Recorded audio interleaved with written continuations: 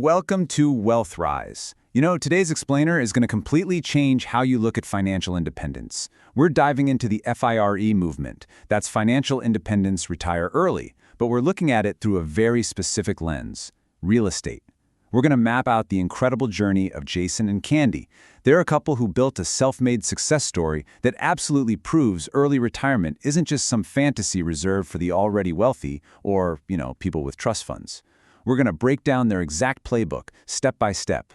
Negative $250,000. Yeah, you heard that right. When Jason and Candy started dating at age 31, that was their combined net worth.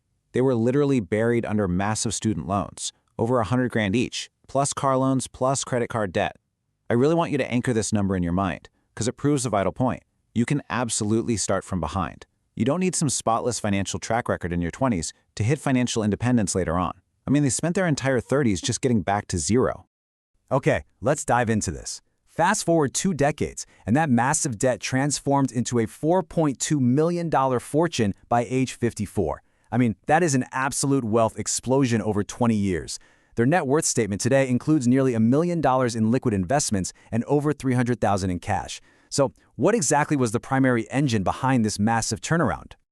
Section 1. The Real Estate Playbook. Building a $5.5 million portfolio. So, while their day jobs definitely helped them save up for those crucial initial down payments, it was their relentless scaling that really built this massive portfolio. Here is their exact escalation path. Because remember, they didn't start with millions. Step 1. They literally scraped together a 5% down payment on their primary home using an FHA loan. Step 2. They lived in it, fixed it up, sold it for a profit, and then used that money to put 20% down on their next home in Atlanta, specifically to avoid paying PMI. Along the way, they did a few cash-out refinances and fix and flips to build up their capital. Then, step 3, they targeted lucrative tourist markets. They started buying short-term vacation rentals in places like Savannah, Georgia and Gatlinburg, Tennessee, and they leveraged that cash flow to expand even further. Candy actually perfectly summarized their strategy with this quote. She said, "We purposely put some things into place that made us be smarter investors, and we got lucky." And this brilliantly illustrates how preparation meets opportunity. See, when they bought in Savannah, it was right before the city put strict short-term rental restrictions in place. The real estate agent actually tipped them off to get the rental certificate worked right into the deal. So they slid right in, securing a historic district property just as the gates closed for everybody else. That is exactly the kind of smart luck that accelerates wealth like wildfire. Jason and Candy's hustle totally mirrors a core tactic used by a lot of self-made millionaires in the FIRE movement. It's called house hacking. One investor literally bought a fourplex, lived in one unit, and rented out the other 3. This effectively wipes out your largest personal expense, housing. By living with roommates or, say, in a basement unit while your tenants pay the mortgage, you can save up to 30% of your income. It acts like a supercharged savings account for your next property. Section 2. Navigating self-directed IRAs using retirement funds for real estate. Now, what's really interesting about this slide is how a self-directed IRA, or SDIRA, gives you checkbook control to invest your retirement funds into alternative assets, like real estate. Jason had some rollover 401k money from his old jobs, and since his expertise was in real estate, not really picking stocks, he moved that money into a self-directed IRA to buy a $187,000 cabin down in Gatlinburg. He used 50% down from his IRA and secured non-recourse financing, which basically means a loan that isn't tied to his personal assets, for the rest. It's a massive wealth accelerator, but this strategy comes with some severe guardrails. While traditional real estate allows standard financing, SDIRAs require those non-recourse loans, which means you're going to need much bigger down payments. In traditional real estate, you manage standard taxes, right? Well, inside an SDIRA, if you use a loan, you can hit with UBID. That's unrelated business income tax, or trust rate taxes. Actually, Jason sold a property for $549,000 inside his IRA and got slapped with a surprise $40,000 tax bill on the leverage portion. Crazy, right? Furthermore, while traditional real estate totally allows DIY repairs, SDIRAs have a strict ban on it. If a pipe breaks, no way, you cannot fix it yourself. The IRS considers that an illegal contribution to the retirement account. Which brings us to Jason's stark warning here. It is not for the faint of heart.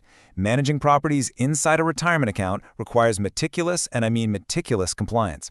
You are essentially in business with your bank, and if you trip up on the fine print, the IRS penalties are absolutely brutal. It served as a bridge to get them into the booming Gatlinburg market, sure, but it was a really aggressive, high-stress move. Section 3. Rules of Early Retirement. The math behind FIRE. So the core math of the entire FIRE movement really comes down to this one number, 25. The rule is surprisingly simple. Whatever you spend in a single year, you need to save and invest 25 times that amount. Once you hit that target number, the math says you can reliably withdraw 4% of that portfolio's original value every single year, adjusting for inflation, and theoretically, you will never run out of money. It completely takes the emotion out of it and turns early retirement into a pure, straightforward math equation. To actually hit that 25x multiplier, though, FIR practitioners adopt what we call extreme saving launchpad habits. They prioritize cooking at home to avoid dining out. They'll often share a single used car, so absolutely no fancy auto loans. They delay expensive lifestyle choices, like upgrading their homes or even having pets, at least until they're financially secure. And then, the difference? It's invested heavily into low-cost index funds that track the total stock market, like VTSAX. They aren't out there picking hot stocks. They're just capturing the steady compound growth of the entire market. But there is a hidden psychological challenge to all of this, and it's perfectly captured by this quote from another FIRE millionaire. The thing that turned out to be harder about retiring early is your sense of identity. Leaving a career means losing that daily coworker interaction. It means waking up and realizing that a lot of your friends are still busy working in their 30s and 40s. So you don't just need money to retire early, you need a deep sense of purpose, so your days don't just feel empty. Section 4. Simplifying the Dream Lifestyle. What are you retiring to? Back in their wealth accumulation phase, Jason and Candy were juggling 12 complex properties. They were dealing with short-term rental tenants breaking furniture, they were replacing mattresses every 2 years, and just handling constant, non-stop maintenance. Now, moving into retirement, they are strategically trading maximum profit for peace of mind. They're divesting those complex assets to pay cash and just hold on to 5 easy-to-manage townhomes in Gainesville, Georgia. Keeping them all in one localized area makes the whole shebang highly manageable. Let's move to this chart and see how this builds. By selling off those stressful properties and paying down debt, they basically created a personal mini pension.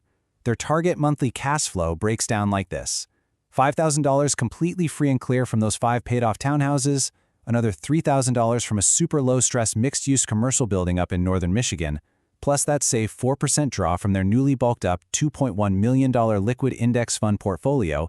It is just the perfect mix of real estate cash flow and hands-off liquid investments. And what exactly is all this mailbox money funding? Well, Candy calls it quarterly living. The plan is to live somewhere completely new in the world for 3 months at a time, twice a year. Imagine that. 3 months exploring Vietnam, then maybe 3 months wandering Paris, all operating on roughly a $10,000 a month travel budget. They're going to balance highly affordable locations in Asia with the more expensive ones in Europe, letting their passive budget entirely dictate the experience without ever having to touch their principal balance. So, the absolutely crucial question is this: what are you retiring to? Look, you can hustle, you can house hack, you can navigate the crazy world of self-directed IRAs and build millions in real estate. But if you don't have a vision for a simplified, joyful life on the other side of all that work, well, it's really just numbers on a spreadsheet. Jason and Candy figured out their vision. Now it's time to figure out yours. If you found this explainer helpful, please like, share this explainer, and subscribe to our channel.